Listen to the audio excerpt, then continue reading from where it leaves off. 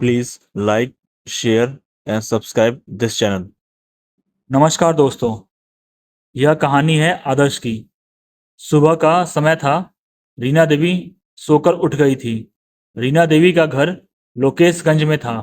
उनकी बड़ी बहू ने पहले ही उठकर चाय नाश्ता बना लिया था, लेकिन उनका छोटा बेटा बहू अभी तक नहीं उठे थे।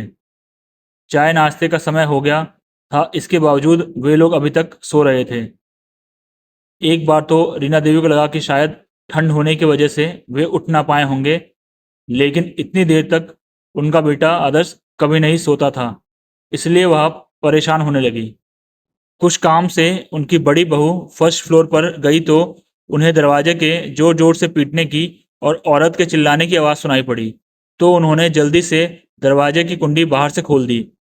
अंदर से घर की छोटी बहू आरोही तेजी से बाहर निकली और सीधे सामने वाले कमरे की तरफ भागी। उसे इस तरह भागकर कमरे में जाते देख बड़ी बहू हैरान रह गई। आरोही ने जैसे ही दरवाजे पर हाथ रखा, दरवाजा खुल गया। अंदर का दिल दहला देने वाला नज़ारा देखकर उसके पांव चौखट पर ही जम गए और वह जोर से चीखी। उस कमरे में बेड पर आदर्श की लाश चित पड़ी थी। फर्श पर खून ही खून फैला था। लाश देखकर ही आरोही जोर से चीखी थी। आरोही रोते हुए नीचे सास रीना देवी के पास पहुंची। बहू के मुंह से बेटे की हत्या की बात सुनकर उनका पूरा बदन कांपने लगा। रीना देवी की बड़ी बहू ने फोन द्वारा इस घटना की सूचना पुलिस को दी। इंस्पेक्टर तुरंत घर पर पहुंच गए। पुलिस ने बड़ी बारीकी से घटनास्थल की जांच की। जिस कमरे में आदर्श की लाश पड़ी थी, वहीं बेड के पास खून से सना एक हथौड़ा पड़ा था। देखकर ही लग रहा था कि हत्यारे ने हथौड़े से आदर्श की हत्या की थी। पुलिस की नज़र जब कमरे के दरवाजे की कुंडी पर पड़ी तो दरवाजे पर कुंडी तोड़ने जैसा कोई निशान नहीं था। देखकर लग रहा था कि किसी ने कुंडी के पेंच खोलकर उसे फर्श पर रख दिया था। जबकि पूछताछ में आरोही ने बताया था कि उसके पति अंदर से कुंडी बंद करके सोए थे। उसने यह भी कहा था कि लूटपाट का विरोध करने पर लुटेरों ने हथौड़े से उसके पति की हत्या की होगी। लूटपाट के दौरान खटपट की आवाज़ सुनकर वह बाहर ना आ जाए, इसलिए बदमाशों ने उसके कमरे की कुंडी बाहर से बंद कर दी थी। आरोही का बयान पुलिस को कुछ अजीब लग रहा था। पुलिस ने घटनास्थल की कार्रवाई पूरी करने के बाद लाश को पोस्टमार्टम के लिए भिजवा दिया। मृतक की मां रीना देवी की तहरीर पर पुलिस ने अज्ञात लोगों के खिलाफ हत्या का मुकदमा दर्ज कर लिया। इंस्पेक्टर ने सबसे पहले मृतक आदर्श और उनकी पत्नी आरोही के मोबाइल नंबरों की कॉल डिटेल्स निकलवाई। आदर्श की कॉल डिटेल्स से तो कुछ खास नहीं मिला, लेकिन आरोही की कॉल डिटेल्स चौंकाने वाली थी। रात 1 से 2 के बीच उसने एक नंबर पर कई फ़ोन किए थे। जांच में पता चला कि वह नंबर विजय का था और उसके फ़ोन की लोकेशन दोपहर के बाद से लेकर उस समय तक आदर्श के घर की ही थी।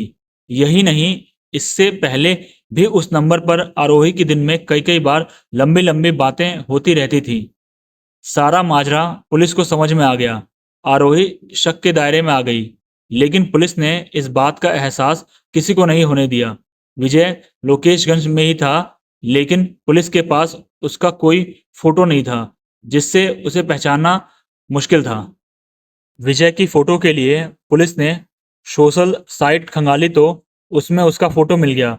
फोटो लेकर पुलिस उसे गिरफ्तार करने निकल पड़ी। इंस्पेक्टर ने कहा कि स्थितियों से साफ लगता है कि इन हत्याओं में उसी का हाथ है, इसलिए उसे तुरंत गिरफ्तार करो। देर होने पर वह हाथ से निकल सकता है। मोबाइल की लोकेशन से पुलिस को पता चल गया था कि विजय स्टेशन पर है। पुलिस को फोटो मिल ही गया था, इसलिए पुलिस ने स्टेशन को घेर लिया।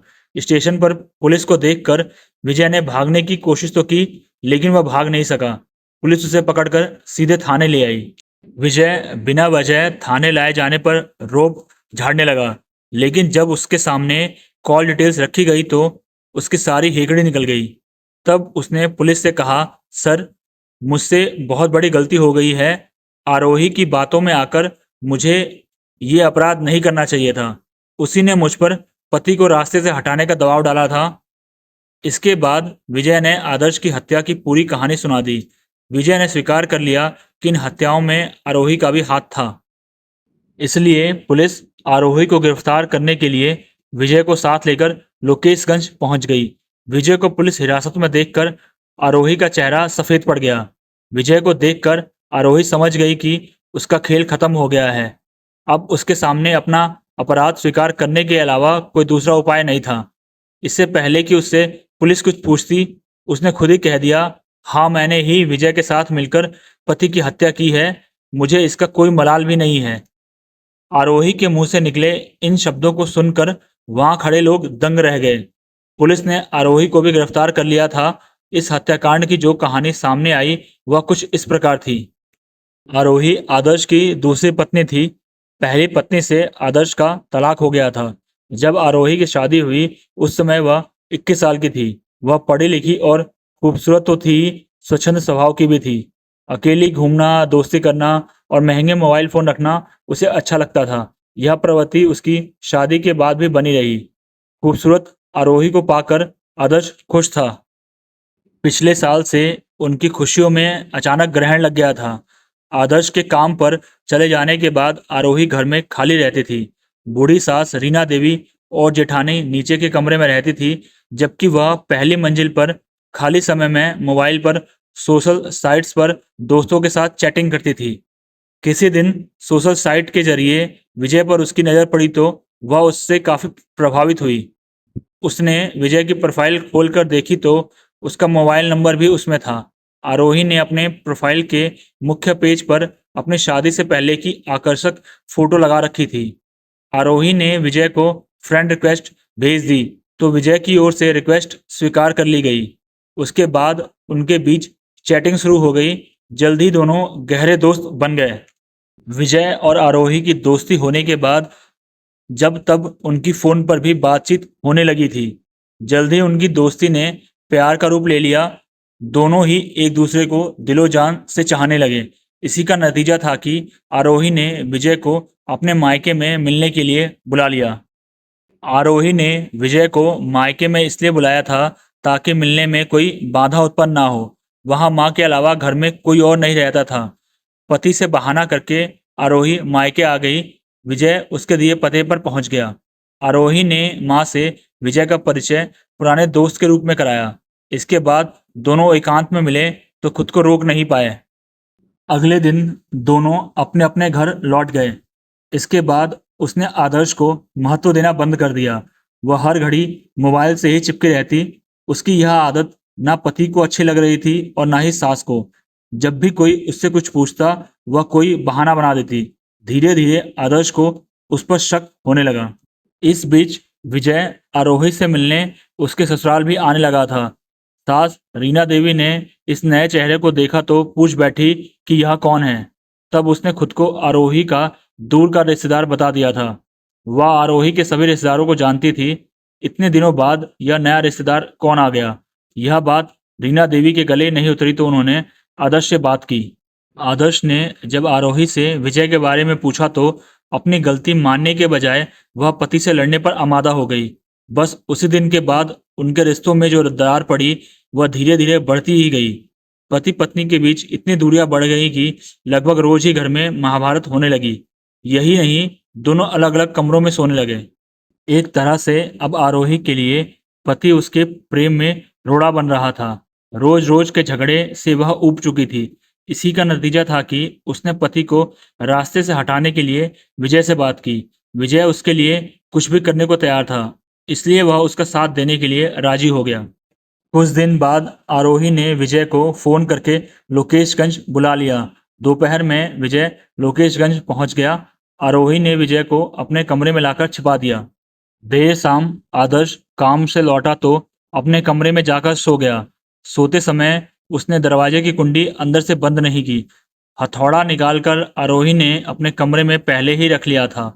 सबके सो जाने के बाद आरोही रात को 2 बजे के करीब दबे पांव अपने कमरे से निकली और पति के कमरे में गई। देखा कि आदर्श गहरी नींद में सो रहा है तो वापस आई और विजय को हथौड़ा थमाकर एक बार फिर पति के कमरे में आ गई। आरोही ने विजय को अपने पति पर वार करने के लिए इशारा किया तो विजय ने हथौड़े से आदर्श के सिर पर पूरी ताकत से वार कर दिया।